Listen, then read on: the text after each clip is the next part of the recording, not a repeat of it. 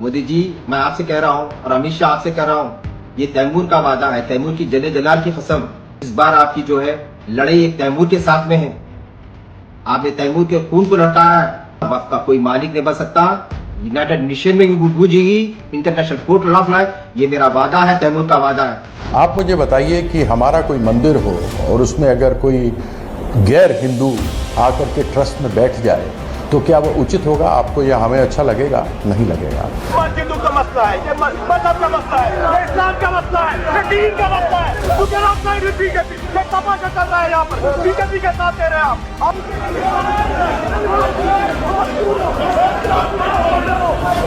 दोस्तों, वक्फ कानून को लेकर इस देश में तो बवाल मचा हुआ है, लेकिन नरेंद्र मोदी को इस बार एक ऐसा चैलेंज मिलने जा रहा है, एक ऐसा चुनौती नरेंद्र मोदी के सामने अब खड़ा होने जा रहा है जो भारतीय जनता पार्टी का ईंट से ईंट बजा सकता है। दोस्तों, नस्ले तैमूर, हम मुगल वंशजों की बात कर रहे हैं, उसने नरेंद्र मोदी को वक्फ संशोधन अधिनियम कानून पर चुनौती दी है। वीडियो आपको हम दिखाएंगे दोस्तों, और ये बड़ा इंटरेस्टिंग है खबर, बहुत, क्योंकि इसमें कोई साधारण बिहार, उत्तर प्रदेश, पश्चिम बंगाल या देश के कई अन्य राज्यों का मुसलमान नहीं, तैमूर का वंशज, मुगल वंशज जो है वो नरेंद्र मोदी को चैलेंज कर रहा है दोस्तों। इसके अलावा जम्मू कश्मीर की भी एक खबर दिखाएंगे जहां भाजपा विधायक की जमकर कुटाई हो गई है, पिट गए हैं बीजेपी के विधायक। कारण क्या है? वक्फ संशोधन अधिनियम बिल का समर्थन कर रहे थे, जमकर कुटाई हुई है। वीडियो आपको हम दिखाएंगे दोस्तों। और पश्चिम बंगाल में वक्फ कानून लागू नहीं होने जा रहा है। क्या ऐलान किया गया है ममता बनर्जी की तरफ से और उसका क्या प्रभाव पड़ सकता है, कैसे नहीं लागू होगा, क्या कोई कानूनी प्रक्रिया है, पूरा रिपोर्ट दोस्तों आपको हम विस्तार में बताएंगे। और एक सीएम की भाषा कैसी होती है, हम रेखा गुप्ता की बात कर रहे हैं। देखिए, इतने भद्दे भद्दे बातें उनके द्वारा कही जा रही है, इतने मतलब निचले स्तर की बात, घटिया बात। एक और बयान आया है उनका जो काफी विवादित हो गया है। इस खबर में दोस्तों हम चर्चा करेंगे। इसके अलावा दोस्तों एक और खबर है कि हमारे पास मंदिर का ट्रस्ट अगर कोई गैर हिंदू हो जाए, किसी मुस्लिम को अगर मंदिर ट्रस्ट में बैठा दिया जाए तो हिंदू क्या करेंगे, ये सवाल उठा रहे हैं हिंदू सांसद। तृणमूल कांग्रेस के सांसद हैं, बिहार के पूर्व मुख्यमंत्री के बेटे हैं, और वो कह रहे हैं कि मुसलमान क्यों बर्दाश्त करेंगे अगर उनके वक्त पर कोई गैर मुस्लिम बैठेगा, कोई हिंदू बैठेगा, कोई पारसी, जैन, क्रिश्चियन या अन्य धर्म का कोई व्यक्ति बैठता है तो। इसके अलावा दोस्तों, जीडीपी के ऊपर नरेंद्र मोदी झूठ बोल रहे हैं, ऐसा सफेद झूठ बोल रहे हैं। और दोस्तों इसका पुख्ता प्रमाण अब निकलकर सामने आया है। देखिए, एक बहुत बड़े कंपनी, दुनिया की एक बड़े कंपनी के सीईओ ने यह दावा कर दिया है कि भारतीय जनता पार्टी भारत के जीडीपी को लेकर सफेद झूठ बोल रही है, सफेद झूठ। जी हाँ दोस्तों, ये रिपोर्ट भी आपसे हम साझा करेंगे। इसके अलावा दोस्तों, योगी आदित्यनाथ ने 2014 में आरक्षण के खिलाफ एक लेख लिखा था, बड़ा तेजी से वो पत्र वायरल हो रहा है। भारतीय जनता पार्टी जो आरक्षण की पैरोकार बनती है दिखाने के लिए सच्चाई सामने निकल कर आ गई है। चलिए खबरों की शुरुआत करते हैं द लाइव टीवी पर। मेरा नाम उदित तारण है। द लाइव टीवी, सच सबसे आगे। दोस्तों, सबसे पहले आपको हम एक बयान सुनाना चाहेंगे। देखिए, खुद को मुगल वंशी बता रहे हैं, नस्ले तैमूर बता रहे हैं, और सीधा सीधी इन्होंने चैलेंज कर दिया है किसे? नरेंद्र मोदी को। कह रहे हैं कि इस बार ईंट से ईंट बजा देंगे हम भारतीय जनता पार्टी का, लेकिन वक्फ कानून को, जो संशोधित कानून है, उसे लागू हम नहीं होने देंगे। दोस्तों, हम चाहेंगे कि जो चैलेंज दिया जा रहा है, जो चुनौती दी जा रही है बीजेपी गवर्नमेंट को वक्फ कानून के ऊपर, वो आप सुन लीजिए। मोदी जी, मैं आपसे कह रहा हूँ और अमित शाह आपसे कह रहा हूँ, ये तैमूर का वादा है, तैमूर की जले जलाल की कसम। इस बार आपकी जो है लड़ाई एक तैमूर के साथ में है। आपने तैमूर के खून को लौटाया है। वक्फ का कोई मालिक नहीं बन सकता। यूनाइटेड नेशन में भी गूंजेगी, इंटरनेशनल कोर्ट ऑफ लॉ। ये मेरा वादा है, तैमूर का वादा है। अब दोस्तों, आपको हम, ये तो आपने सुन लिया, तो इसका आप असर समझिए कि इस देश में कितना बड़ा एक बखेड़ा खड़ा होने जा रहा है। एक बहुत, और 20 करोड़ मुसलमान उनके साथ हैं, ये दावा कर रहे हैं कि इस देश के 20 करोड़ मुसलमान उनके साथ हैं। तो आप सोच लीजिए कि भारत की सड़कों का क्या हाल होने जा रहा है। ये हमारा कोई, देखिए, कोई थ्रेट नहीं है, कोई हम चुनौती नहीं दे रहे हैं, खबर जो है हमने आपको बता दिया दोस्तों। अब आपको हम कीर्ति आजाद का एक बयान सुनाएंगे। कीर्ति आजाद ने कहा है, मानव गुप्ता एक एंकर है, आप जानते होंगे, देश के बड़े एंकर हैं, उन्होंने पूछा कि भाई ममता बनर्जी क्यों भड़का रही है बंगाल में। इस पर कीर्ति आजाद ने कहा कि अगर किसी मंदिर में कोई गैर हिंदू बैठेगा तो क्या कोई हिंदू बर्दाश्त करेगा? तो मुस्लिम क्यों वक्फ के मामले में कोई भी बात बर्दाश्त करे। दोस्तों, हम चाहेंगे कि उनका बयान आप एक बार सुन लीजिए। आप मुझे बताइए कि हमारा कोई मंदिर हो और उसमें अगर कोई गैर हिंदू आकर के ट्रस्ट में बैठ जाए तो क्या वो उचित होगा? आपको या हमें अच्छा लगेगा? नहीं लगेगा। उसी प्रकार से जिस प्रकार से गैर मुसलमान वक्फ बोर्ड के अंदर डाले गए हैं और जो मंशा है उसको देखते ये बात कही गई है, और जिसकी जो संपत्ति है, चाहे वो हिंदू हो या मुसलमान, सिख हो या ईसाई, उसकी संपत्ति तो बचानी चाहिए। चलिए दोस्तों, अब आपको हम दुनिया की एक बड़ी कंपनी सबीर भाटिया को आप जानते होंगे, उन्होंने ऐसा दावा कर दिया है कि भारत सरकार भारत के जीडीपी को लेकर सफेद झूठ बोलती है। दरअसल हॉटमेल के को फाउंडर सबीर भाटिया के सवालों का जवाब क्या हमारे वित्त मंत्री देंगी, यानी निर्मला सीतारमण। दरअसल भारत झूठ बोल रहा है, इसका जीडीपी गणना गलत है।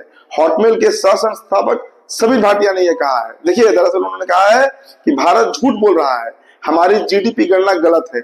उन्होंने दावा किया है कि भारत में अगर मैं आपको 1000 दूंगा तो उस पर 18% जीएसटी लग जाएगा, और आप मुझे 1000 वापस देते हैं तो इसे जीडीपी में 2000 के रूप में गिना जाता है। तो इस कैलकुलेशन से आप समझ लीजिए दोस्तों कि 1000 पर पहले 18% जीएसटी लगा दिया गया, और जब वो 1000 आप वापस करते हैं तो ये टोटल काउंटिंग 2000 होता है, जबकि हिसाब क्या होना चाहिए, 180 रुपए का हेरफेर हो रहा है।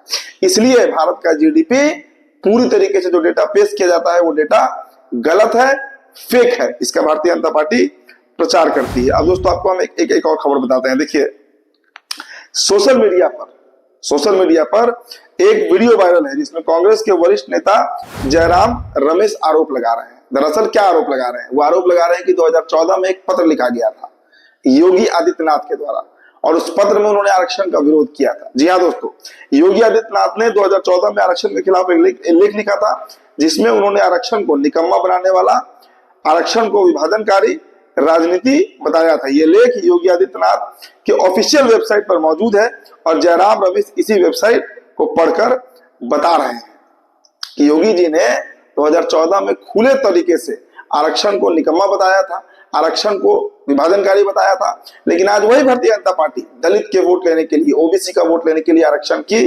पैरोकार बन चुकी है। अब दोस्तों, आपको हम एक और वीडियो दिखाएंगे, बड़ा मजेदार वीडियो है, देख लीजिए।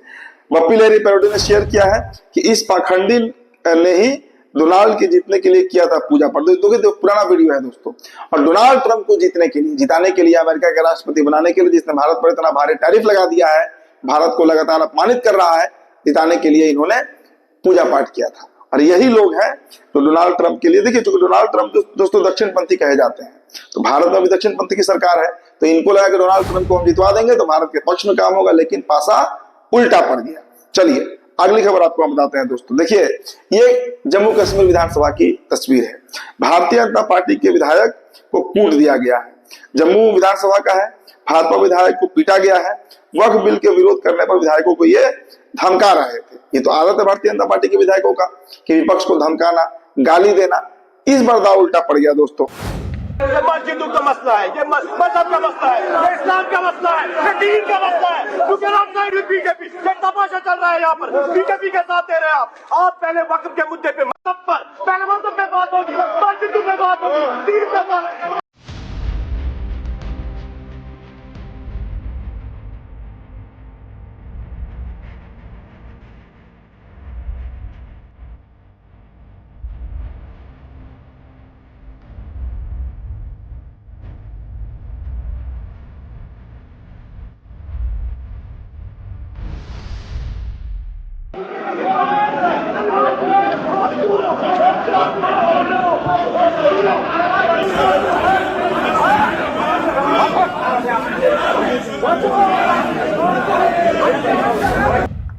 पूरे देश में जिस तरह का माहौल वक्फ कानून को लेकर बना हुआ है, इसका असर जम्मू में भी देखने को मिल रहा है, कश्मीर में भी देखने को मिल रहा है, जहां पर मुस्लिम बाहुल इलाका है, और वहां पर भी बीजेपी अपनी थेथराई जो है, जबरदस्ती जो है वो कर रही है।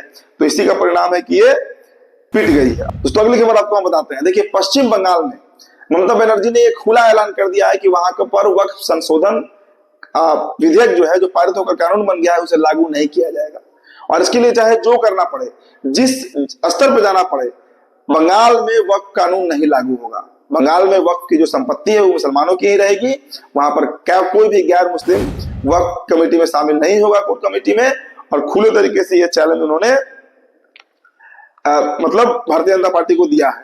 अब दोस्तों आपको हम एक और खबर बताते हैं। देखिए वक्फ से जुड़ी लगातार खबरें आ रही हैं और वक्फ से जुड़ी ये खबर भी है। दरअसल वक्फ एक्ट के खिलाफ 16 अप्रैल को सुनवाई होना है और कई याचिकाओं को दायर किया गया। देखिए 16 अप्रैल को सुप्रीम कोर्ट में वक्फ संशोधन बिल पर सुनवाई होनी है। 15 याचिकाएं दायर की गई है। अल्पसंख्यक अधिकारों और धार्मिक स्वतंत्रता पर सवाल है, केंद्र का पक्ष सुनने की मांग की गई है। मतलब 15 याचिका अब तक दायर कर दिया गया है वक्फ कानून के खिलाफ और अब 6-7 दिनों के बाद दोस्तों इस पर सुनवाई होनी है। अब दोस्तों आपको हम असदुद्दीन अवैसी का एक बयान सुनाएंगे। जी हाँ, और मानव गुप्ता ही इसमें भी एंकर है। देखिए दरअसल उन्होंने कहा है कि मुसलमानों की वक्फ संपत्तियों पर सबसे बड़ा कब्जेदार सरकार है। दिल्ली में 123 वक्फ संपत्तियां हैं जिसकी कीमत साल 2008 में 6000 करोड़ थी। उस पर दिल्ली प्रशासन ने कब्जा किया है। 6 राज्यों में 586 वक्फ संपत्तियों पर सरकार ने कब्जा किया है। तो हम चाहेंगे दोस्तों कि असदुद्दीन अवैसी जो बातें कह रहे हैं सुनिए आप। और सबसे बड़ा एनक्रोचर सरकारें हैं, सबसे बड़ा एनक्रोचर सरकार है, ये बोलती नहीं है लोग।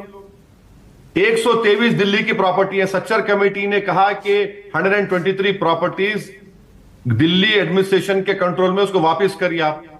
क्या है उसमें? कब्रस्तान है, दरगाहें हैं, मकबरे हैं। और सच्चर कमेटी ने कहा कि 2008 में कहा कि उसकी मार्केट वैल्यू 6000 करोड़ की, हम 2025 में आ गए, आप वापस क्यों नहीं करते?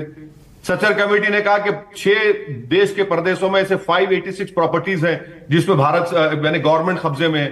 अब आप उसको वापस करने के बजाय आप इस बिल में क्या कहते हैं कि हम एक डेसिग्नेटेड ऑफिसर को रखेंगे। सेक्शन 3C देख लीजिए आप। अब डेसिग्नेटेड ऑफिसर गवर्नमेंट का होगा। भाई कोई अपने केस में जज होता है क्या? बोलिए मानक साहब आप। कोई अपने के जज होता है? ये principles of natural justice, theory of separation of powers का वायलेशन नहीं है। चलिए दोस्तों आपको अंतिम खबर दिखाते हैं। अजमेर की खबर है, राजस्थान के अजमेर की खबर है। मुस्लिम महिला और पुरुष को देखकर जय श्री राम का नारा लगाया जा रहा है। देखिए दोस्तों मानसिक दिवालियापन इस देश में कई लोगों के अंदर घुस गया है। मतलब मुस्लिम अगर कहीं से गुजर रहा है और वो अगर दिख जाता है तो वहां पर जय श्री राम के नारे लगते हैं। मतलब भगवान राम का भी अपमान, हिंदुत्व का भी अपमान और हिंदू धर्म का भी अपमान है। लेकिन कुछ लोग बाज नहीं आते हैं। दोस्तों हम चाहेंगे कि वीडियो आप देख लीजिए। जय श्री राम, जय श्री राम, जय श्री राम, जय श्री राम, जय श्री राम, रामचंद्र की जय। तो फिलहाल दोस्तों इस रिपोर्ट में इतना ही। बहुत बहुत शुक्रिया। द लाइव टीवी, सच सबसे आगे।